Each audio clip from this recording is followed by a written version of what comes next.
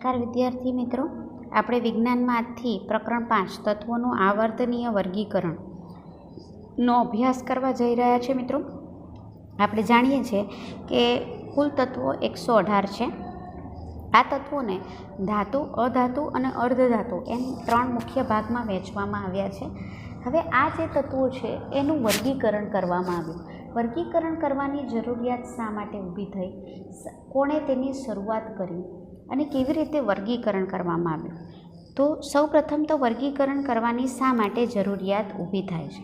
ધારો કે આપણે ક્લાસમાં બેઠેલા દરેક વિદ્યાર્થીઓ વિશે આપણે જાણવું હોય, તેના ગુણધર્મ એટલે કે તેની ખાસિયતો વિશે જાણવું હોય તો શું કરવું? તો માની લો કે દરેક વિદ્યાર્થીઓમાં કોઈકને કોઈક આવડત રહેલી હોય. કોઈક સારું ડ્રોઈંગ કરે છે, કોઈક સારો રમતવીર છે. તો આવી રીતે એ લોકોના ગુણધર્મના આધારે જે સારું ડ્રોઈંગ કરનારા છે એનું એક અલગ જૂથ બનાવ્યું, જે સારું રમતવાળા છે તેનું એક અલગ જૂથ બનાવ્યું. બરાબર? તો આ જૂથ બનાવવાથી શું થાય? તો કે જ્યારે પણ કોમ્પિટિશન હોય તો એ જૂથમાં રહેલા વ્યક્તિઓમાંથી સિલેક્ટ કરી અને તમે જે તે શાળાકીય કે આંતર શાળાકીય સ્પર્ધાઓ છે તેમાં વિદ્યાર્થીને મોકલી શકો. તો એ જૂથ બનાવ્યું તો તમે સરળતાથી જે પણ તમે સ્પર્ધા છે તેમાં મોકલવા માટે વિદ્યાર્થીઓને પસંદ કરી શક્યા ને. તો આમ જૂથ બનાવવાથી તમે જે કાર્ય છે તે સરળતાથી કરી શકો છો. તમે જે ધારો કે ડ્રોઈંગ જે જાણનારા છે એને હું એ જૂથને એ જૂથ એવું નામ આપું છું. જે રમત જાણનારા છે, રમતમાં સારા છે, એને હું બી જૂથનું નામ આપું છું. બરાબર? અને અન્ય કોઈ ગુણધર્મ છે કે ધારો કે સારું જે સાયન્સના પ્રોજેક્ટ છે તે બનાવી શકે તેવા વિદ્યાર્થી છે તો એને હું સી ગ્રુપ આપું છું. હવે ધારો કે હું કોઈ વ્યક્તિનું નામ લઉં છું, કોઈ વિદ્યાર્થીનું નામ લઉં છું અને હું પૂછું છું કે આ કયા ગ્રુપનો વ્યક્તિ છે, તો હવે એ કહે છે હું બી ગ્રુપનો વ્યક્તિ છું. તો શું ખબર પડી જાય? તો બી ગ્રુપનો છે એટલે એ વિદ્યાર્થી રમતમાં સારો હશે. બરાબર? તો અહીં તમે જુઓ, જ્યારે જૂથ બનાવવામાં આવે છે તો એના આધારે તમે જે તે વિદ્યાર્થીના ગુણધર્મ તરત જ ખબર પડી જાય. કોઈ વિદ્યાર્થી કહેશે હું સી ગ્રુપનું છું તો એનો ઇન્ટરેસ્ટ શેમાં હશે? વિજ્ઞાનલક્ષી જે બધા જુદા જુદા પ્રોજેક્ટ બનાવવાના છે એમાં. તો આમ જે 118 તત્વો છે એના દરેકના ગુણધર્મ જો સમજવા હોય તો તે અઘરું પડે. દરેકના રાસાયણિક, ભૌતિક, એનું બંધારણ એ બધું જો દરેકનો અભ્યાસ કરવો હોય તો તે અઘરું પડે. પણ જો સમાન ગુણધર્મ ધરાવતા જે તત્વો છે એના જૂથમાં એને વહેંચી દેવામાં આવે તો ખાલી એક તત્વોના ગુણધર્મનો અભ્યાસ કરો તો એના પરથી શું સાબિત થાય કે એ જૂથમાં જેટલા પણ તત્વો છે તેના ગુણધર્મ જેનો આપણે અભ્યાસ કર્યો છે તેના જેવા હોય. ઉદાહરણ તરીકે હું તમને એમ કહું કે કાર્બન જે જૂથમાં છે એ જૂથમાં તમામે તમામ જે સભ્યો છે એટલે કે તત્વો છે એનો અભ્યાસ કરવો છે તો આપણે શું કરવાનું? માત્ર ને માત્ર કાર્બનનો અભ્યાસ કરવાનો અને કાર્બનના જેવા ગુણધર્મ છે તેવા જ ગુણધર્મ એના જૂથના બાકીના સભ્યોના હશે. તો આમ આપણે દરેકે દરેક જે તત્વો છે એના અભ્યાસની જરૂર પડતી નથી. આપણે કોઈ એક તત્વનો અભ્યાસ કરી સમગ્ર જૂથનો અભ્યાસ, ગુણધર્મનો અભ્યાસ કરી શકીએ છીએ. કેમ? કારણ કે અહીં આપણે સમાન ગુણધર્મ ધરાવતા તત્વોને એક જૂથમાં મૂકેલા છે. તો આ રીતે એક જૂથમાં જે 118 તત્વો છે એની વ્યવસ્થિત ગોઠવણી કરવાની પ્રક્રિયા એને કહેવાય તત્વોનું આવર્તનીય વર્ગીકરણ. આવર્તનીય એટલે શું? તો જેમ જેમ આપણો પાઠ આગળ વધતો જશે તેમ હું તમને સમજૂતી આપતી જઈશ કે આવર્તનીયનો અર્થ શું થાય. અહીં વર્ગીકરણ એટલે કોઈ જૂથમાં એને ગોઠવવા, એને અહીં વર્ગીકરણ કહેવામાં આવે. તો આપણે આ પ્રકરણમાં કયા કયા મુદ્દાઓ જોઈશું? તો અવ્યવસ્થિતમાંથી વ્યવસ્થિત કરવું એટલે વર્ગીકરણ કોને કહેવાય? તત્વોના વર્ગીકરણનો પ્રારંભિક અભ્યાસ એટલે કયા વૈજ્ઞાનિકોએ સૌપ્રથમ આ શોધાયેલા તત્વોને વર્ગીકૃત કરવાની શરૂઆત કરવી એટલે કે એનો ઇતિહાસ જોઈશું. અવ્યવસ્થિતમાંથી વ્યવસ્થિત કરવુંમાં મેન્ડલીફ નામના વૈજ્ઞાનિકે જે આવર્ત કોષ્ટક બનાવ્યું એટલે કે જે ગોઠવણી, તત્વોની ગોઠવણીવાળું જે કોષ્ટક બનાવ્યું એની ખાસિયતો અને એની ખામીઓ વિશે અભ્યાસ કરશું. અવ્યવસ્થિતમાંથી વ્યવસ્થિત કરવું એટલે કે વર્ગીકરણ, તો એમાં આધુનિક આવર્ત કોષ્ટક એટલે અત્યારે જે આવર્ત કોષ્ટક ઉપયોગમાં લેવાય છે તેનો અભ્યાસ કરવું એટલે કે તેની ખાસિયતોનો અભ્યાસ કરવો એ આપણે આ ચેપ્ટરમાં કુલ ટૉપિક જોવાના છીએ. તો ચાલો શરૂ કરીએ મિત્રો આપણો જે ચેપ્ટર પ્રકરણ છે તેના વિશે. તો ચાલો શરૂ કરીએ. ખૂબ જ મોટી સંખ્યાઓમાં તત્વોનો અભ્યાસ કેવી રીતે સરળ બન્યો. એટલે આપણે ઘણા બધા તત્વોનો અભ્યાસ એકસાથે કરવો હોય તો કેવી રીતે સરળ બન્યો. તો આપણી આસપાસ જુદી જુદી વસ્તુઓ, તત્વો, સંયોજન અને મિશ્રણ સ્વરૂપે એટલે આપણી આજુબાજુ જેટલી પણ વસ્તુ છે એને આપણે 3 ભાગમાં વહેંચી શકીએ મિત્રો. જે આપણે ભણેલા જ છીએ તે કાં તો તત્વ સ્વરૂપે છે, અથવા તો સંયોજન સ્વરૂપે છે, અથવા તો તે મિશ્ર સ્વરૂપે અસ્તિત્વ ધરાવે છે. કારણ કે જે 118 તત્વો જે શોધાયા છે તે આપણી આજુબાજુ જ નહીં આપણામાં પણ રહેલા હશે. તત્વો એક જ પ્રકારના પરમાણુ એટલે તત્વો કોને કહેવાય તો એ આપણે ભણી ગયા છે કે જે એક જ સરખા પરમાણુથી બનેલા હોય એને તત્વ કહેવાય. ઉદાહરણ તરીકે આપણી આજુબાજુનું જે હાઇડ્રોજન વાયુ, તો આપણી આજુબાજુ અથવા તો બ્રહ્માંડમાં જ્યાં પણ હાઇડ્રોજન વાયુ છે અને હાઇડ્રોજન વાયુના જેટલા પરમાણુ રહેલા છે તે બધા એક સરખા હોય, કદમાં એક સરખા હોય, તેમાં ઇલેક્ટ્રોન, પ્રોટોન, ન્યુટ્રોન જેવા કણો સરખા હોય, એની ગોઠવણી સરખી હોય અને એ હાઇડ્રોજનના ગુણધર્મ સરખા હોય. તો આમ એક જ સરખા પરમાણુનું જે બનેલું હોય તેને તત્વ કહેવાય. એટલે અહીં હાઇડ્રોજનને તત્વ કહેવાશે. તેવી રીતે ઓક્સિજન એ પછી કોઈ પણ બીજા અન્ય ગ્રહો ઉપર હોય કે પૃથ્વી ઉપર હોય કે અન્ય જગ્યા ઉપર હોય, તેના દરેક પરમાણુ સરખા હશે ગુણધર્મની દ્રષ્ટિએ અને રચનાની દ્રષ્ટિએ, માટે તે પણ કહેવાશે તત્વો. આવા કુલ કેટલા તત્વો છે તો આધુનિક સમયમાં કુલ આવા 118 તત્વો જાણીતા છે એટલે કે શોધાયા છે. હજી સુધી 118 તત્વો શોધાયા છે મિત્રો. એનો અર્થ એમ નથી કે 118 તત્વો જ છે. શોધાયેલા તત્વો 118 છે. એના કરતાં વધુ તત્વો પણ હોઈ શકે કે જે હજી સુધી શોધાયા નથી. 118 તત્વોમાંથી 94 તત્વો જે છે તે કુદરતી રીતે એટલે આપણને કુદરતમાંથી પ્રાપ્ત થાય છે, જેનું નિર્માણ એ કુદરતે કરેલું છે.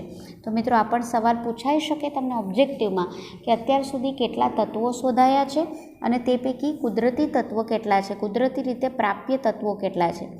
બધા જ તત્વો જુદા જુદા ગુણધર્મ ધરાવે છે. એટલે જેટલા પણ 118 તત્વો છે એ એકબીજાથી ભિન્ન છે.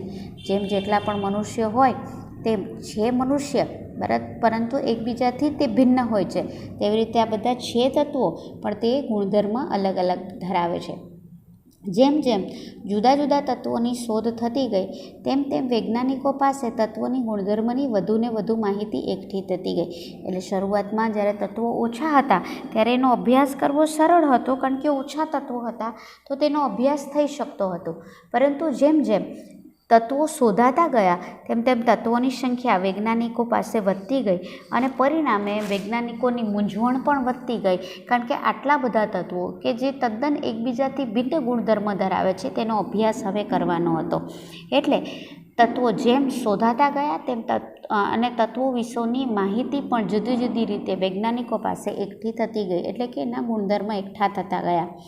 વૈજ્ઞાનિકો માટે આ માહિતીની વ્યવસ્થિત ગોઠવણી કરવી જરૂરી બની, કારણ કે વૈજ્ઞાનિકોએ જેટલા પણ તત્વો શોધાયા એ તત્વોનો અભ્યાસ આગળ પણ સરળ બને અને એના ગુણધર્મ દરેક વ્યક્તિઓ સુધી પહોંચી શકે તે માટે તેને યોગ્ય રીતે ગોઠવવા જરૂરી હતા, કે જેથી તેનો જે અભ્યાસ છે એ ખાલી વૈજ્ઞાનિકો પૂરતો સીમિત ન રહે પણ દરેક વ્યક્તિ તેનો અભ્યાસ કરી શકે. તેથી તેઓએ તેમના ગુણધર્મમાં કોઈ પ્રકાર એટલે કે ભાત શોધવાનું શરૂ કર્યું. એટલે વૈજ્ઞાનિકોએ શું શરૂઆત કરી કે કેવી રીતે આ જેટલા પણ તત્વો છે એમાં કોઈ સમાનતા મળી આવે, કોઈ પણ પ્રકારની ભાત અથવા તો સમાનતા શોધવાનું નક્કી કર્યું. આ ગુણધર્મની કોઈ ચોક્કસ ભાત એટલે કે પેટર્ન પરથી આટલી મોટી સંખ્યાના તત્વોનો અભ્યાસ સરળ બન્યો. એટલે જેમ જેમ વૈજ્ઞાનિકો તત્વો વચ્ચેનું સરખાપણું એટલે કે સમાનતા શોધતા ગયા તેમ તેમ તે તત્વોની ગોઠવણી એક વ્યવસ્થિત રીતે કરતા ગયા અને પરિણામે એ જે તત્વો છે તેનો વધુ શોધાયેલા તત્વોનો અભ્યાસ એ સરળ બન્યો. પહેલો ટોપિક એમાં જોઈએ અવ્યવસ્થિતમાંથી વ્યવસ્થિત કરવું. અવ્યવસ્થિતમાંથી વ્યવસ્થિત કરવું એને જ મિત્રો વર્ગીકરણ કહેવામાં આવે. તો તત્વોના વર્ગીકરણનો પ્રારંભિક પ્રયત્નો એટલે કે શરૂઆત કેવી રીતે થઈ, તેનો ઇતિહાસ શું છે તત્વોના વર્ગીકરણનો, તો તે જોઈએ. વૈજ્ઞાનિકોએ જુદા જુદા તત્વોનું વર્ગીકરણ શાના આધારે અને સૌપ્રથમ કયા પ્રકારે કર્યું હતું? તો વૈજ્ઞાનિકોએ જુદા જુદા તત્વોનું વર્ગીકરણ તત્વોના ગુણધર્મના આધારે સૌપ્રથમ કર્યું હતું અને અવ્યવસ્થિતમાંથી વ્યવસ્થિત ક્રમિક ગોઠવણી મેળવી હતી. એટલે ગુણધર્મોનું સરખાપણું શોધી સરખા ગુણધર્મોવાળાને કોઈક એક પેટર્નમાં એટલે કે એક વ્યવસ્થિત રીતે ગોઠવવાનો પ્રયત્ન કરી અને ગુણધર્મો વચ્ચેનો સંબંધ પ્રસ્થાપિત કરવાનો એટલે કે મેળવવાનો પ્રયત્ન કર્યો હતો.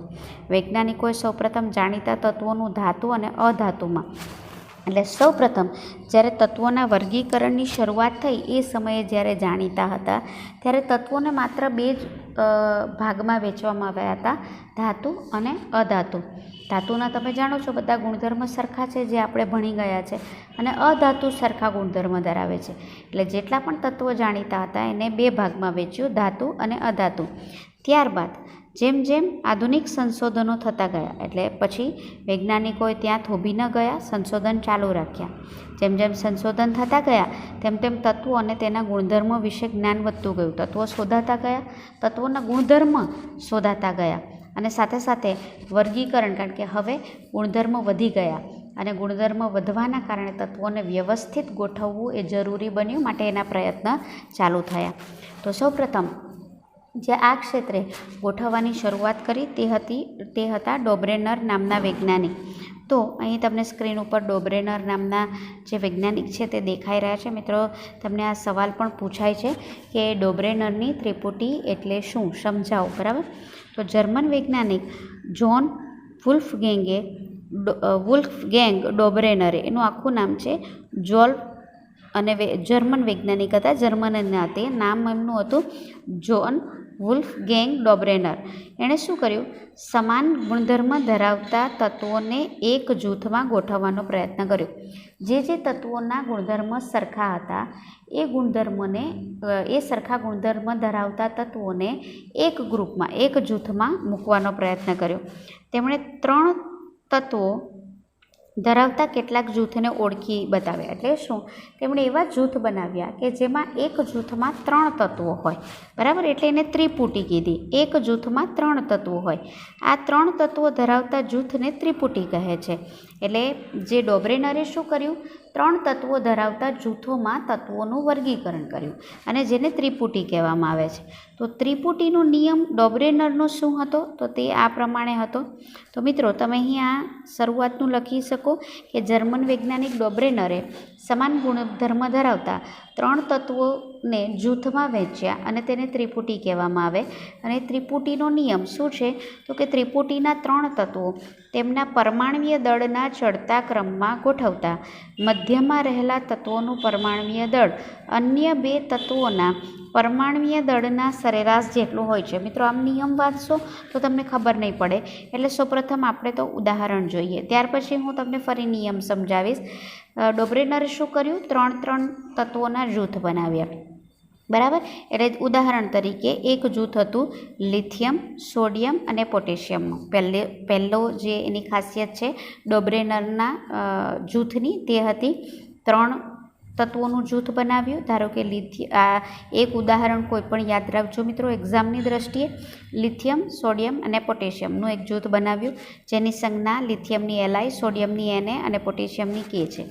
ત્યારબાદ આ તત્વોને એવી રીતે ગોઠવ્યા, એટલે ગમે તેમ સોડિયમ પહેલાં, પોટેશિયમ એના પછી, એવું બધું નહીં.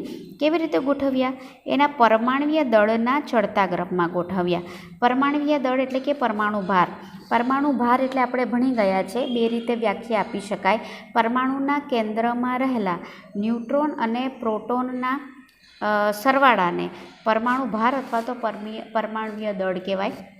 અથવા તો કોઈપણ તત્વ એટલે કાર્બન સમસ્થાનિકને, સમસ્થાનિક પણ આમાં ભણીશું મિત્રો, ને આદર્શ ગણી અને તેની તુલનામાં કોઈપણ તત્વ કેટલા ગણો ભારે છે તે દર્શાવતી સંજ્ઞા એટલે એનો પરમાણુ ભાર કહેવાય, જે આપણે 9માં પણ ભણેલા છીએ મિત્રો.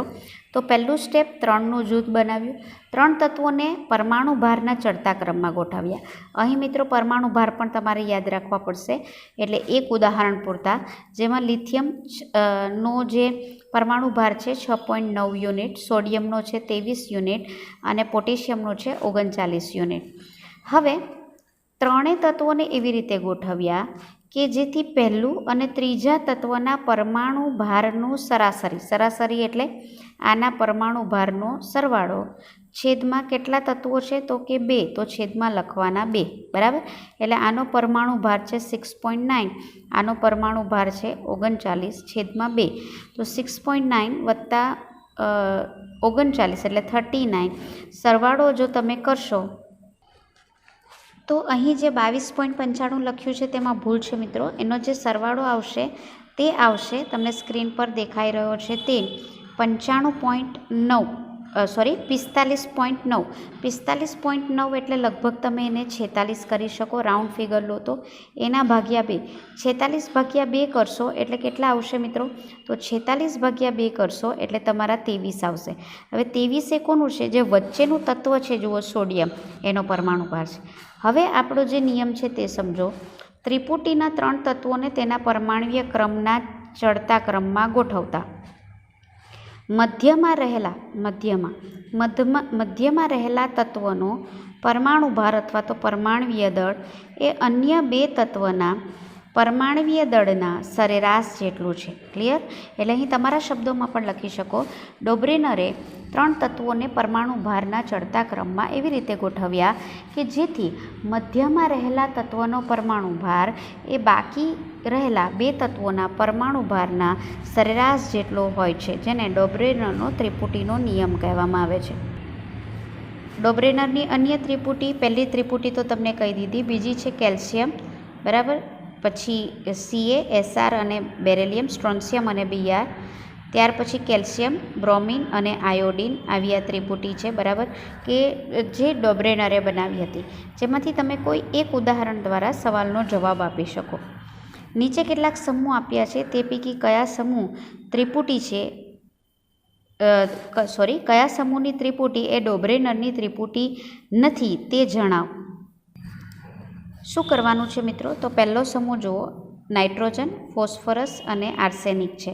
હવે આ બેનો સરવાળો કરો. સમૂહ આ એ છે, બરાબર, સમૂહ એ, એના માટે આપણે કરી રહ્યા છીએ. આ બેનો સરવાળો કરો એટલે 14 વત્તા 74.9, બરાબર. તો જે સરવાળો છે એ તમારો લગભગ 88.9 આવશે. 88.9 છેદમાં 2 ભાગાકાર કરશો મિત્રો એટલે લગભગ 44.45 તમારો જવાબ આવશે, બરાબર.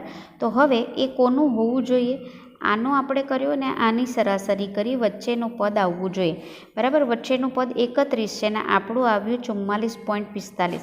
માટે આપેલી ત્રિપુટી એ ડોબ્રેનરની ત્રિપુટી નથી, કારણ કે એના નિયમ પ્રમાણે આ બેનો સરવાળો કરતાં એની સરાસરી કરતાં વચ્ચેના પદનો તમારો જે પરમાણુ ભાર આવવો જોઈએ. હવે આનું જોઈએ મિત્રો. આ તો ઓલરેડી આપણને અહીં કહી જ દીધી છે, તમે જોઈ શકો છો. કેલ્શિયમ, સ્ટ્રોન્શિયમ અને બેરિયમ એ ત્રિપુટી છે, માટે આ ત્રિપુટી છે. કેવી રીતે એ તમે અહીં જોઈ લો. તો તમને આ બેનો સરવાળો કરવાનો છે, 40.1 વત્તા 137.3, બરાબર. સરવાળો કરશો એટલે આવશે 137.3 ને 40.1નો સરવાળો કરશો 177.4 આવે છે. ભાગ્યા 2 કરશો એટલે લગભગ 88.7 આવે છે. અહીં તમે જુઓ 88.7 એ 87.6ની ખૂબ નજીક છે. માટે જે મધ્યનો પરમાણુ ભાર છે તે આવે, માટે આ ત્રિપુટી છે. ક્લોરીન, બ્રોમિન અને આયોડિન તમે જોઈ શકો છો, એ પણ ત્રિપુટી છે. તો હવે આ તમે જાતે કરો મિત્રો, કે આ બેનો સરવાળો કરો અને ભાગ્યા 2 કરો. આ તમને સ્ક્રીન પર દેખાયું જ છે. એનો સરવાળો કેટલો આવે છે તે જુઓ. ભાગ્યા 2 કરશો લગભગ 81.2 આવે છે, કે જે 79.9ની ઘણી નજીક છે, માટે એ ત્રિપુટી છે. જ્યારે અહીં તમારું તમે જે ડિફરન્સ આવતો હતો તે તમે જોઈ શકો છો કે અહીંયા 44.45 ને 31 એટલે તફાવત ઘણો છે, માટે એ ત્રિપુટી નથી.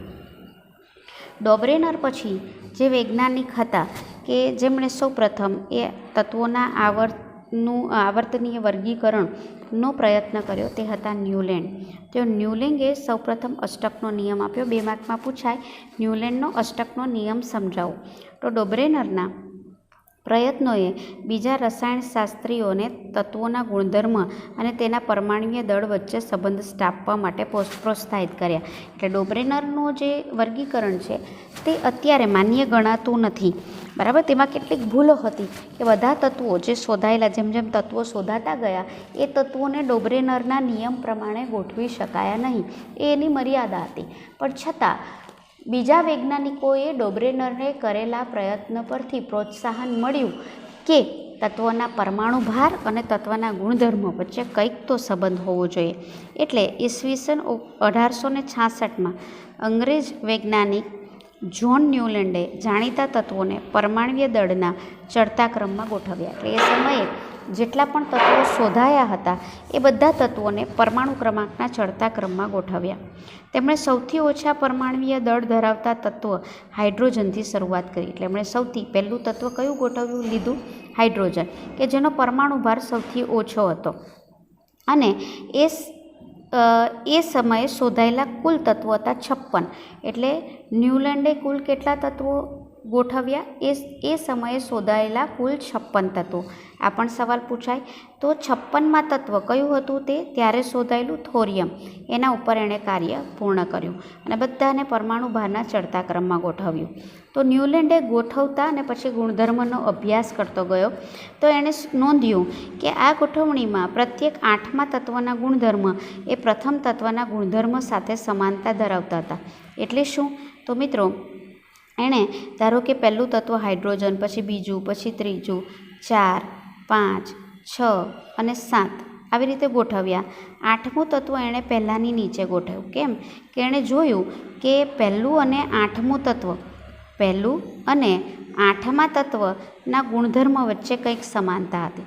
તેવી રીતે બીજા અને 9મા તત્વ વચ્ચે કંઈ સમાનતા હતી. એટલે બીજાથી 8મું તત્વ તો કયું આવે? 9મું તત્વ. હું જે કહું છું એ સમજાય છે મિત્રો? પહેલાંથી 8મું તત્વ એટલે 8મું તત્વ આવે, બીજાથી 8મું તત્વ એટલે જુઓ 1, 2, 3, 4, 5, બરાબર. તેવી રીતે 8મું તત્વ એ કયું આવે? તો એ 9મું આવે, બરાબર છે. 1, 2, 3, 4, 5, 6, 7 અને 8 એટલે એ 9મું તત્વ આવે, બરાબર. તેવી રીતે ત્રીજાથી 8મું તત્વ એ કયું આવે? 10મું. એટલે અહીં 1, 2, 3, 4, 5, 6, 7 ને 8, બરાબર. એટલે ત્રીજા ને 10મા તત્વ, બીજા ને 9મા તત્વ, પહેલાં ને 8મા તત્વના ગુણધર્મ સમાન હતા. એટલે જે પણ તત્વો લો ત્યાંથી 8મું તત્વ જે કંઈ પણ હશે તેના ગુણધર્મ સમાન હતા. એટલે હવે શબ્દ તમને સમજાયો? અષ્ટકનો નિયમ, બરાબર. એટલે ન્યૂલેન્ડે આ તુલના સંગીતના સૂરો સાથે કરી અને અષ્ટકનો નિયમ રજૂ કર્યો. સંગીતના સૂરો એટલે મિત્રો શું? તો સંગીતના કુલ 7 સૂરો છે. સા, રે, ગ, મ, પ, ધ, ની. પાછું જે 7 છે તે કયું આવે? પહેલું. એટલે જે 8મો સૂર છે તે ક્યાં આવી જાય? અહીંયા પહેલાં ઉપર. એટલે કુલ 7 સૂરો છે, બરાબર. એટલે અહીં તમે જોઈ શકો છો કે જે તત્વો છે એના ગુણધર્મ પણ શું થતા હતા? કે પહેલો ને 8મો સંગીતના સૂરની જેમ સરખા આવતા હતા. અષ્ટકનો નિયમ જે ન્યૂલેન્ડે આપ્યો હતો તે આ પ્રમાણે હતો કે તત્વોને જ્યારે તેના પરમાણુય દળના ચડતા ક્રમમાં ગોઠવવામાં આવે ત્યારે કોઈ એક તત્વથી 8મા ક્રમે આવતો, બરાબર. કોઈ એક તત્વથી, એટલે જેમ કે અહીંયા હાઇડ્રોજનથી 8મા બધાને ગોઠવી દીધા ક્રમશઃ, અને એક તત્વથી 8મા ક્રમે આવતા તત્વના ગુણધર્મ સરખા આવે. જેમ મેં તમને કીધું 1 અને 8નું, 2 અને 9 તત્વો, બરાબર. તો તેવી રીતે એટલે અહીં તમે જોઈ શકો છો કે પહેલું 1 થી 7 નંબર આપ્યા ને ત્યાર પછી પશ્ચિમના દેશોની પ્રણાલી અને સારેગમપધની કહેવામાં આવે છે, અને પછી સા આપણી ભારતીય સંગીત પ્રણાલી, અને પશ્ચિમના દેશોની જે સૂરની જે પ્રણાલી છે તે છે ડો, રે, મી, ફા, સોલા, ટી, પછી પાછું ડો આવે, બરાબર. આ પશ્ચિમના દેશોના જે સૂર જે છે તે આ પ્રમાણે છે. એમાં આ રીતે તત્વોને ચડતા ક્રમમાં ગોઠવ્યા, બરાબર. એટલે સળંગ અહીં ઓક્સિજન પછી ફ્લોરિન નહીં લીધું, ફ્લોરિનને હાઇડ્રોજનની નીચે ગોઠવ્યું.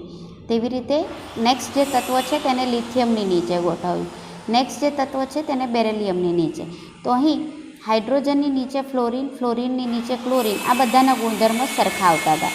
તેવી રીતે આ ગુણધર્મ સરખા, આ ગુણધર્મ સરખા, એટલે પહેલાંથી 8મું તત્વ, પહેલાંથી 8મું તત્વ, બીજાથી 9મું તત્વ, એ જે તત્વો છે તેના ગુણધર્મ સરખા હતા.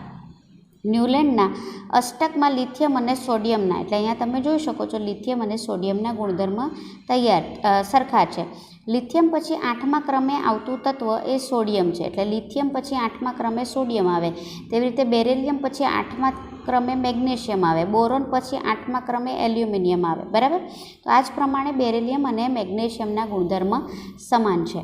ત્યાર પછી આપણે જોઈએ તો અવ્યવસ્થિતમાંથી વ્યવસ્થિત કરવું, જેમાં મેન્ડેલિફના આવર્ત કોષ્ટક વિશેની સમજૂતી મેળવીએ. તો મેન્ડેલિફના આવર્ત કોષ્ટકની રૂપરેખા શું હતી, કેવી રીતે એણે સૌપ્રથમ આવર્ત કોષ્ટક ગોઠવવાની શરૂઆત કરી, એટલે કે વર્ગીકરણની શરૂઆત કરી.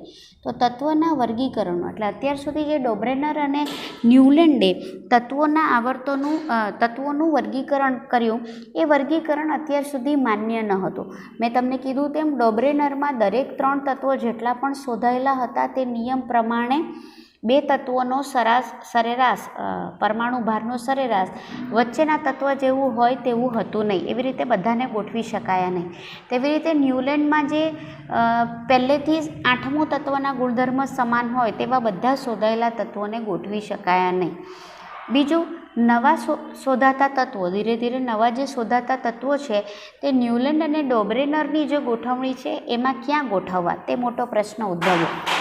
એટલે એમનું જે વર્ગીકરણ છે એ અત્યારે માન્ય ગણવામાં આવતું નથી.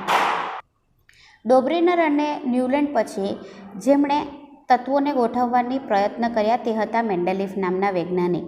અને તેનો શ્રેય, મતલબ કે અત્યારે જે આપણે આવર્ત કોષ્ટકનો ઉપયોગ કરીએ છીએ, જે ગોઠવણીનો ઉપયોગ કરીએ છીએ, તેનો પાયો નાખનાર એ વૈજ્ઞાનિક હતા મેન્ડેલિફ. એટલે તત્વોના વર્ગીકરણનો મુખ્ય શ્રેય રશિયન રસાયણશાસ્ત્રી દમિત્રી ઇવાનોવિચ મેન્ડેલિફને જાય છે.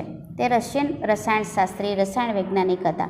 મેન્ડેલિફે તત્વોને તેમના મૂળભૂત ગુણધર્મ, પરમાણ્વીય દળ અને રાસાયણિક ગુણધર્મમાં સમાનતાના આધારે ગોઠવણી કરી. તો સૌપ્રથમ આ ધ્યાનમાં રાખજો કે તત્વોને કેવી રીતે ગોઠવ્યા, પરમાણુ ભારના ચડતા ક્રમમાં ગોઠવ્યા, પણ ખાલી પરમાણુ ભારના ચડતા ક્રમમાં નહીં.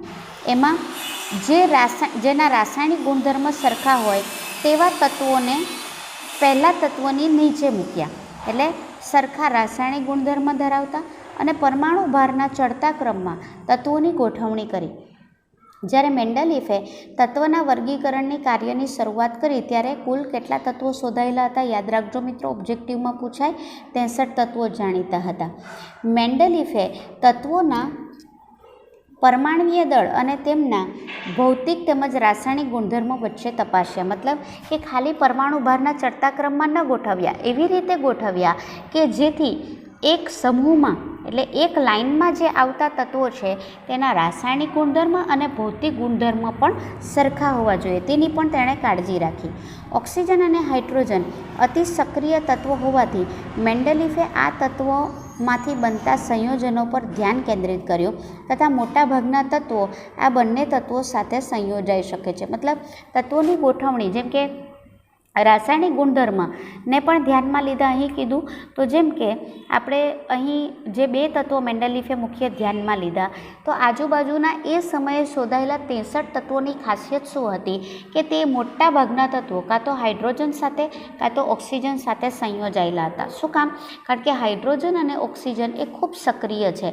ખૂબ વધુ સક્રિય અને ઓછા સક્રિય કોને કહેવાય એ આપણે ઓલરેડી ધાતુ અને અધાતુ તત્વમાં ભણી ગયેલા છે. એ ખૂબ સક્રિય છે, સરળતાથી બીજા સાથે સંયોજાય છે. એટલે બાકીના જે તત્વો હતા એ સરળતાથી હાઇડ્રોજન અને ઓક્સિજન સાથે સંયોજાઈ જતા હતા. મેન્ડેલિફે અન્ય તત્વો દ્વારા બનતા હાઇડ્રાઇડ અને ઓક્સાઇડ, એટલે ઓક્સિજન સાથે જે સંયોજાય ને જે સંયોજન બનાવે, હાઇડ્રોજન સાથે સંયોજાઈને જે તત્વ સંયોજન બનાવે તેને હાઇડ્રાઇડ કહેવાય, અને ઓક્સિજન સાથે સંયોજાઈને તત્વ જે સંયોજન બનાવે એને ઓક્સાઇડ કહેવાય. તો ઓક્સાઇડના સૂત્ર તત્વના વર્ગીકરણ માટેના મૂળભૂત ગુણધર્મો પૈકીના એક તરીકે ગણાવ્યા હતા. એટલે જ્યારે મેન્ડેલિફે તત્વોનું વર્ગીકરણની શરૂઆત કરી ત્યારે જે તે તત્વના હાઇડ્રાઇડ અને ઓક્સાઇડના આધારે તત્વના ગુણધર્મ તપાસ્યા અને પછી ગોઠવણી કરી.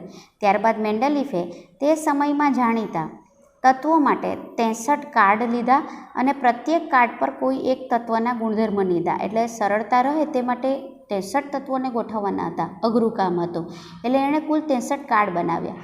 કાર્ડ પર તત્વનું નામ લખ્યું અને એના કોઈ એક ગુણધર્મ, જે કે વિશેષ ગુણધર્મ હોય, એ ગુણધર્મને એણે એ કાર્ડ પર લખ્યા. ત્યાર પછી એ કાર્ડમાંથી જે સરખા ગુણધર્મ આવતા જતા હતા તે કાર્ડને તેણે અલગ અલગ કરવા માંડ્યા અને એણે દિવાલ પર એક સાથે લગાવી દીધા કે જેથી ખ્યાલ આવે કે આ ગુણધર્મ સરખા ગુણધર્મવાળા તત્વો છે. મેન્ડેલીફે નોંધ્યું કે મોટા ભાગના તત્વોને આવર્ત કોષ્ટકમાં સ્થાન પ્રાપ્ત થયું, તેમજ આ તત્વ પરમાણ્વીય દળના ચડતા ક્રમમાં પણ ગોઠવણી પામ્યા.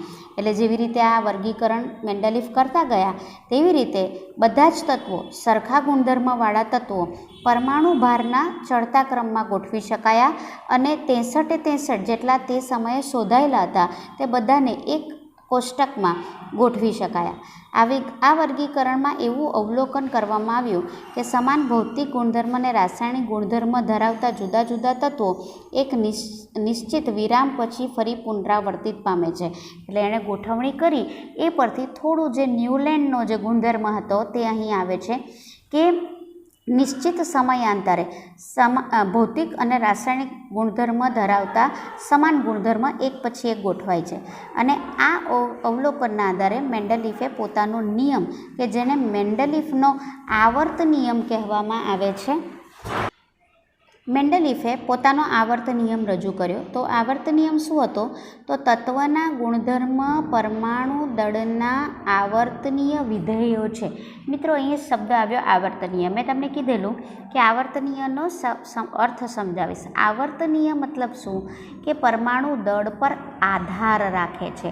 એટલે કોઈપણ તત્વના રાસાયણિક ગુણધર્મ અથવા તો ભૌતિક ગુણધર્મ એ તેના પરમાણુ દળ પર આધાર રાખે છે. પરમાણુ દળ વધુ છે, ઓછું છે, કેટલું છે, એના ઉપર આધાર રાખે છે. એટલે અહીં કહ્યું છે કે કોઈપણ તત્વના ગુણધર્મ બંને લેવાના, રાસાયણિક અને ભૌતિક, તે તેના પરમાણુ ભાર પર આધાર રાખે છે કે એના ઉપર આવર્તનીય છે. મેન્ડેલીફના આવર્ત કોષ્ટકમાં યાદ રાખજો મિત્રો, જે આડી હરોળ છે, યાદ રાખજો આડી હરોળ, આ એનું આવર્ત કોષ્ટક છે. એની આડી હરોળને આવર્ત અને ઊભી હરોળને સમૂહ કહેવામાં આવ્યું અથવા તો સ્તંભ કહેવામાં આવ્યું. એટલે મેન્ડેલીફે તેનું આવર્ત કોષ્ટક આવર્ત અને સમૂહ સ્વરૂપે ગોઠવેલું હતું. તો અહીં મેન્ડેલીફનું આવર્ત કોષ્ટક તમને સ્ક્રીન પર દેખાયું છે. મેન્ડેલીફના આવર્ત કોષ્ટકની કેટલીક વિસંગતતાઓ, એટલે મતલબ કે જેટલી મર્યાદા તમે કહી શકો તો શું હતી, તો તે જુઓ. મેન્ડેલીફના આવર્ત કોષ્ટકમાં તત્વોની ગોઠવણી દરમિયાન કેટલાક તત્વોના સ્થાન અંગે વિસંગતતા, મતલબ કેટલાકના જે તત્વોને ગોઠવવામાં આવ્યું તો તે પછીથી જે ગોઠવવામાં આવ્યા તત્વો સાથે એ મેળ ખાતો ન હતો. એટલે એ વિસંગતતા હતી, જેમાં અંશતઃ વધુ પરમાણ્વીય દળ ધરાવતા તત્વને અંશતઃ ઓછું તત્વ ધરાવતા તત્વ કરતાં પ્રથમ મૂકવું પડ્યું. એટલે અહીં ક્રમ બદલવો પડ્યો. ઉદાહરણ તરીકે કોબાલ્ટનો પરમાણ્વીય દળ 58.9 યુનિટ છે. આવર્ત કોષ્ટકમાં નિકલનો પરમાણ્વીય દળ 58.7 કરતાં પહેલું મૂકવું પડ્યું. મિત્રો, કેટલીક વિસંગતતા એટલે એણે ગોઠવ્યા તો ખરા, પણ મુખ્યત્વે પરમાણુ ભારના ચડતા ક્રમમાં ગોઠવેલા અને સમાન રાસાયણિક ગુણધર્મ અને ભૌતિક ગુણધર્મના આધારે ગોઠવેલા.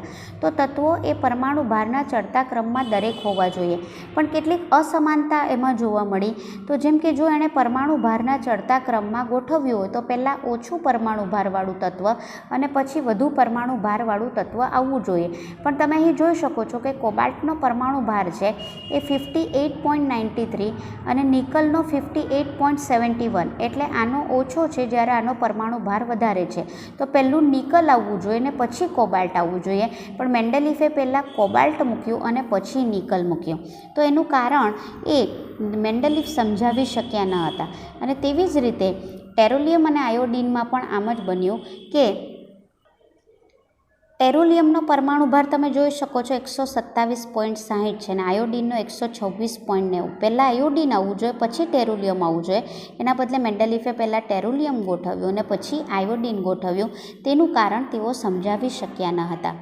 ત્યાર પછી આગળ જોઈએ આપણે તો મેન્ડેલિફે જ્યારે તત્વોનું વર્ગીકરણ કર્યું ત્યારે આવર્ત કોષ્ટકમાં કેટલાક સ્થાન ખાલી રાખ્યા, કારણ કે એ સમયમાં આ તત્વો શોધાયા નહીં હતા. પણ મેન્ડેલિફને ખબર હતી કે આ જે ખાલી રખાયેલા સ્થાનો છે, તમે જોઈ શકો છો અહીં ખાલી સ્થાન છે, આ ખાલી સ્થાન છે, અહીં ખાલી, આ ખાલી, એ ખાલી સ્થાન રાખ્યા હતા. પણ મેન્ડેલિફે એ તત્વો, ત્યાં કોઈ પણ તત્વો એ શોધાશે એવી આગાહી કરી, પણ એ તત્વો તે સમયમાં શોધાયેલા ન હતા અને ત્યારે એણે એ સ્થાન ખાલી રાખ્યા હતા. મેન્ડેલિફે આ ખાલી સ્થાનની મર્યાદા ધ્યાનમાં લીધા સિવાય નિર્ભયતાથી એવા તત્વોના અસ્તિત્વની આગાહી કરી જે તે સમયે શોધાયા ન હતા. એટલે મેન્ડેલિફે કહ્યું કે અત્યારે હાલ આ તત્વો શોધાયા નથી, પરંતુ ભવિષ્યમાં એ તત્વો શોધાશે કે જેનું સ્થાન ખાલી રખાયેલા સ્થાનમાં આપણે મૂકી શકીશું. એ સ્થાનમાં એ તત્વોને, નવા શોધાયેલા તત્વોને ગોઠવી શકીશું. મેન્ડેલિફે આ તત્વોનું નામકરણ જે તે સમૂહના તેનાથી પહેલાં તત્વના નામના સંસ્કૃત શબ્દ એકા પૂર્વક લગાવીને કર્યું હતું. તમે જોઈ શકો છો મિત્રો, શોધાયેલા નહીં હતા.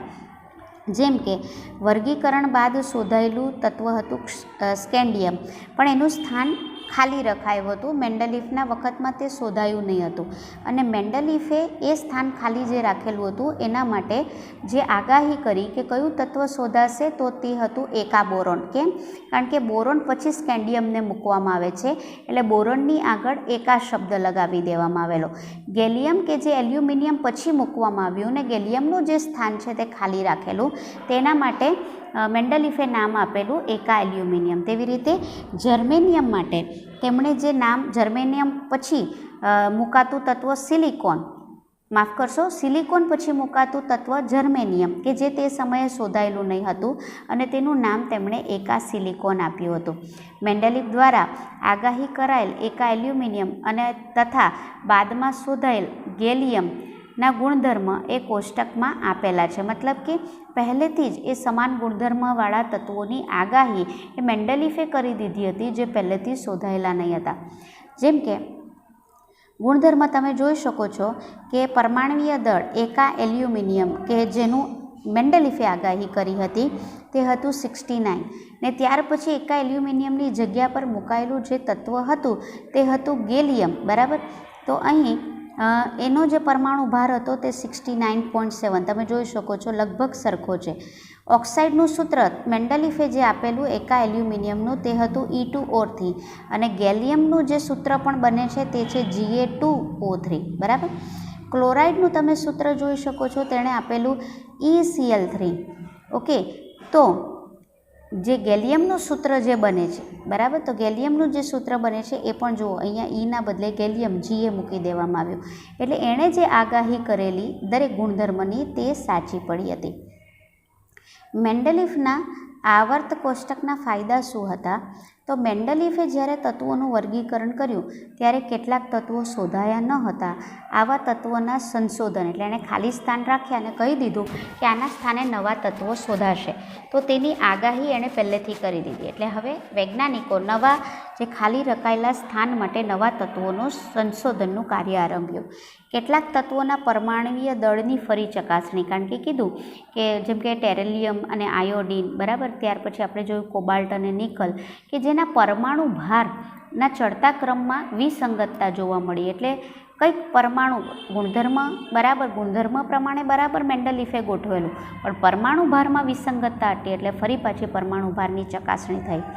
નિષ્ક્રિય વાયુ કે જે તે સમયે શોધાયેલા નહીં હતા, helium, neon, argon, krypton, radon, xenon, જેનો પહેલાં પણ અનેક સંદર્ભમાં ઉપયોગ થતો હતો, આ વાયુની શોધ તેમની નિષ્ક્રિયતાના અલ્પ માત્રાના કારણે ખૂબ મોડી થઈ, એટલે તે સમયે શોધાયા નહીં હતા. પણ મેન્ડેલિફે આવર્ત કોષ્ટકમાં એક વિશેષતા એ પણ જોવા મળી કે આ વાયુની શોધ થયા પછી આવર્ત કોષ્ટકમાં કોઈ પણ પ્રકારની ખલેલ વગર તેને સરળતાથી અલગ સમૂહમાં, એટલે મેન્ડેલિફે આ બધા નિષ્ક્રિય વાયુ એ સમયે શોધાયા નહીં હતા, પણ પાછળથી શોધાયા બાદ મેન્ડેલિફના આવર્ત કોષ્ટકમાં કોઈ પણ ફેરફાર કર્યા વગર આ નિષ્ક્રિય વાયુને બધાને એક જ સમૂહમાં પાછળથી ગોઠવી શકાય તેવી રીતે મેન્ડેલિફનું આવર્ત કોષ્ટક હતું.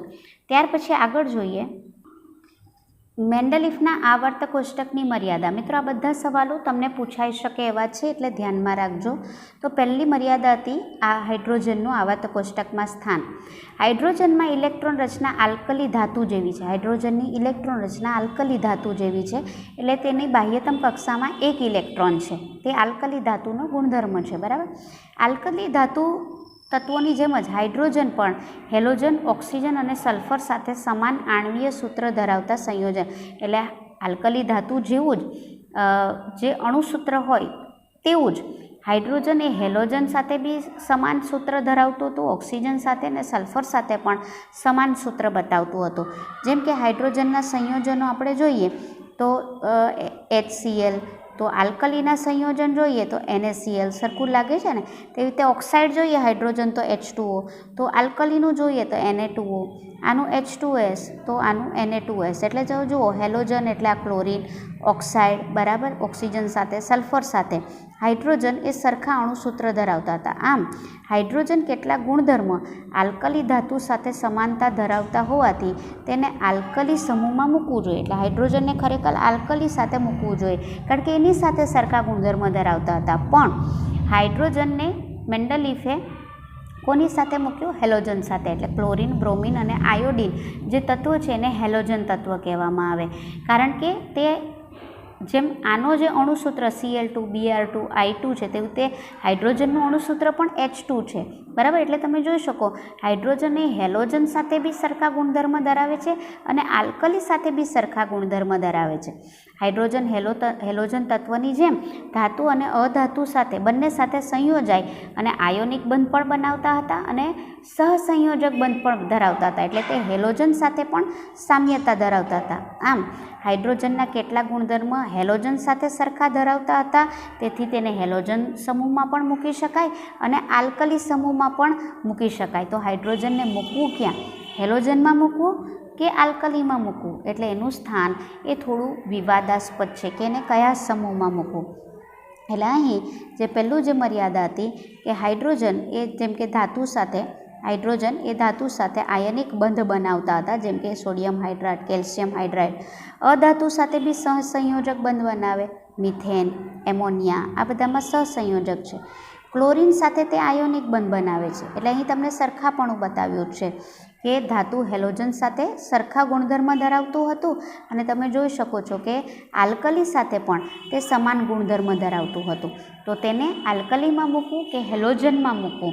તો એનું જે સ્થાન મેન્ડેલિફના આવર્ત કોષ્ટકમાં બતાવવામાં આવ્યું હતું તે વિવાદાસ્પદ હતું કે તે આલ્કલી, અહીં તમે જોઈ શકો તે આમ આલ્કલી ગ્રુપમાં છે, પણ તે હેલોજનમાં પણ મૂકી શકાય એવું હતું. તો કેમ એણે હેલોજનમાં ન મૂક્યું એ તે મેન્ડેલિફના આવર્ત કોષ્ટક પરથી સમજ આપી શકાય ન હતી, એ એની મર્યાદા હતી. તો આમ મિત્રો, આજના સેશનમાં આપણે આ પાઠની શરૂઆત કરી. ન્યુલેન્ડ અને ડોબ્રેનરે કેવી રીતે તત્વોને ગોઠવ્યા તે આપણે જોયું અને ત્યાર પછી મેન્ડેલિફના આવર્ત કોષ્ટકના આપણે જે ગુણધર્મ છે એની મર્યાદા છે કેવી રીતે ગોઠવ્યું તેના વિશેની આપણે આ સેશનમાં માહિતી મેળવી. આ સાથે હું તમારો કેટલોક વિડીયો પણ અહીં સામેલ કરું છું, જે એનિમેશન દ્વારા તમે આ જે સવાલો છે તેને વધુ સ્પષ્ટ રીતે સમજી શકશો. આ ચેપ્ટરમાં આગળ સમજૂતી સાથે નેક્સ્ટ સેશનમાં મળીશું. આજના એપિસોડમાં આપણે તત્વોના વર્ગીકરણને થોડું સરળ બનાવતા મેન્ડેલિફના આવર્ત કોષ્ટક વિશે અભ્યાસ કરીશું. આપણે અભ્યાસ કરી ગયા તે અનુસાર તત્વોના વર્ગીકરણ માટેનો ડોબ્રેનર અને ન્યુલેન્ડનો નિયમ થોડા અંશે જ સાચો હતો. સંપૂર્ણપણે સફળતાપૂર્વક આપણે તેના તત્વોના વર્ગીકરણના નિયમને અપનાવી શકીએ નહીં. ડોબ્રેનર અને ન્યુલેન્ડ બાદ વૈજ્ઞાનિક મેન્ડેલિફે પણ તત્વોના ગુણધર્મોના વર્ગીકરણ માટે આવર્ત કોષ્ટકની શોધ કરી હતી. તત્વોના વર્ગીકરણ માટે મેન્ડેલિફના આવર્ત કોષ્ટકનો ફાળો ખૂબ મહત્વનો છે. મેન્ડેલિફે તત્વોને તેમના મૂળભૂત ગુણધર્મો, પરમાણ્વીય દળ અને રાસાયણિક ગુણધર્મોની સામ્યતાને આધારે વર્ગીકૃત કર્યા હતા. મેન્ડેલિફે પોતાના આવર્ત કોષ્ટકમાં 63 તત્વોનો સમાવેશ કર્યો હતો. તેમને આ દરેક તત્વોના પરમાણ્વીય દળ, ભૌતિક ગુણધર્મો અને રાસાયણિક ગુણધર્મો વચ્ચેના સંબંધો તપાસ્યા હતા. મેન્ડેલિફે સૌથી વધુ ધ્યાન ઓક્સિજન અને હાઇડ્રોજન તત્વોથી બનતા સંયોજનો પર આપ્યું હતું. વિદ્યાર્થી મિત્રો, શું તમે તેનું કારણ જાણો છો? કારણ કે ઓક્સિજન અને હાઇડ્રોજન તત્વો અતિ સક્રિય છે અને તે મોટા ભાગના તત્વો સાથે સંયોજાઈ અને સંયોજનો બનાવી શકે છે. આ તત્વોથી બનતા હાઇડ્રાઇડ અને ઓક્સાઇડના સૂત્રોને તત્વોના વર્ગીકરણના મૂળભૂત ગુણધર્મ તરીકે ગણ્યા હતા. ત્યારબાદ મેન્ડેલિફે 63 અલગ અલગ કાર્ડ લીધા અને તે દરેક કાર્ડ પર તત્વોના નામ અને ગુણધર્મો લખ્યા. આ કાર્ડમાંથી એક સમાન ગુણધર્મ ધરાવતા તત્વોને અલગ રાખી દિવાલ પર લગાવ્યા. આ રીતે તેમણે અવલોકન કર્યું અને જાણવા મળ્યું કે આ રીતે મોટા ભાગના તત્વોનો સમાવેશ થઈ ગયો હતો અને બધા જ તત્વો પરમાણ્વીય દળના ચઢતા ક્રમમાં ગોઠવાઈ ગયા હતા. આ રીતની ગોઠવણી બાદ મેન્ડેલિફે સમાન ભૌતિક અને રાસાયણિક ગુણધર્મો ધરાવતા તત્વોનું અવલોકન કર્યું અને જાણવા મળ્યું કે અલગ અલગ તત્વો એક નિશ્ચિત વિરામ બાદ આવે છે. તેથી આ અવલોકનને આધારે મેન્ડેલિફે આવર્ત કોષ્ટકની રચના કરી. મેન્ડેલિફનો આવર્ત નિયમ દર્શાવે છે કે તત્વોના ગુણધર્મો તેના પરમાણ્વીય દળના આવર્તનીય વિધેય છે. અહીં સ્ક્રીન પર તમે મેન્ડેલિફનું આવર્ત કોષ્ટક જોઈ શકો છો. અહીં જે ઊભા સ્તંભ છે તેને સમૂહ અને આડી હરોળ છે તેને આવર્ત દ્વારા ઓળખવામાં આવે છે. ચાલો હવે આપણે મેન્ડેલિફના આવર્ત કોષ્ટકની ઉપલબ્ધિઓ વિશે અભ્યાસ કરીશું. મેન્ડેલિફે જ્યારે તત્વોની ગોઠવણી કરી ત્યારે એવું બન્યું કે વધારે પરમાણ્વીય દળ ધરાવતા તત્વોને થોડા ઓછા પરમાણ્વીય દળ ધરાવતા તત્વ કરતાં પહેલાં મૂકવું પડ્યું. શું આમ કરવાનું કારણ તમે જાણો છો? આ રીતે ક્રમ ઉલટો કરવાથી સમાન ગુણધર્મો ધરાવતા તત્વોને એક સાથે ગોઠવી શકાયા. અહીં કોષ્ટકમાં તમે જોઈ શકો છો કે કોબાલ્ટનો પરમાણ્વીય દળ 58.9 છે, છતાં તે નિકલ કે જેનો પરમાણ્વીય દળ 58.7 છે તેના કરતાં પહેલાં ગોઠવ્યું છે. તથા અહીં તમે જોઈ શકો છો કે મેન્ડેલિફને આવર્ત કોષ્ટકમાં કેટલાક સ્થાન ખાલી છોડ્યા છે. શું તમે જાણો છો મેન્ડેલિફે પોતાના આવર્ત કોષ્ટકમાં શા માટે સ્થાન ખાલી છોડ્યા છે? તે સમયે મેન્ડેલિફે આગાહી કરી હતી કે આ ખાલી જગ્યામાં ભવિષ્યમાં જે તત્વો શોધાશે તેને મૂકી શકાશે. ભવિષ્યમાં જે તત્વો શોધાવાના હતા તે તત્વોનું નામકરણ મેન્ડેલિફે એકા પૂર્વક લગાવીને કર્યું હતું, જેમાં એકા શબ્દ સંસ્કૃત શબ્દ છે. ઉદાહરણ તરીકે જોઈએ તો સ્કેન્ડિયમના ગુણધર્મો એકા બોરોન, ગેલિયમના ગુણધર્મો એકા એલ્યુમિનિયમ અને જર્મેનિયમના ગુણધર્મો એકા સિલિકોન જેવા જ છે. આ કોષ્ટકમાં તમે એલ્યુમિનિયમ અને ગેલિયમના ગુણધર્મોમાં કેટલી સમાનતા છે તે જોઈ શકો છો.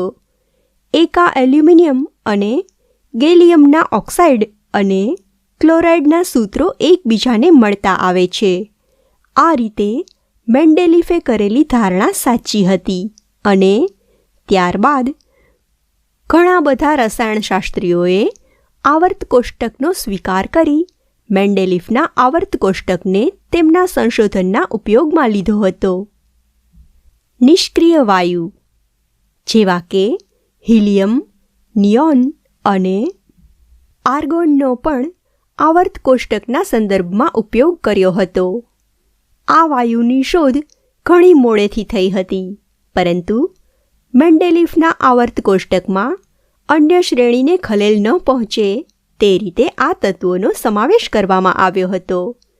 મિત્રો, તમારે મેન્ડેલીફના આવર્ત કોષ્ટકમાં અપવાદરૂપ તત્વો એટલે કે જે તત્વોના પરમાણુય દળ વધુ હોવા છતાં તેમને આવર્ત કોષ્ટકમાં ઓછા દળ ધરાવતા તત્વો પહેલાં ગોઠવવામાં આવ્યા છે તેવા તત્વોને તમારે આવર્ત કોષ્ટકમાંથી શોધી કાઢવાના છે.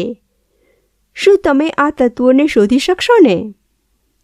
મિત્રો, મેન્ડેલીફના આવર્ત કોષ્ટકની કેટલીક મર્યાદાઓ પણ છે.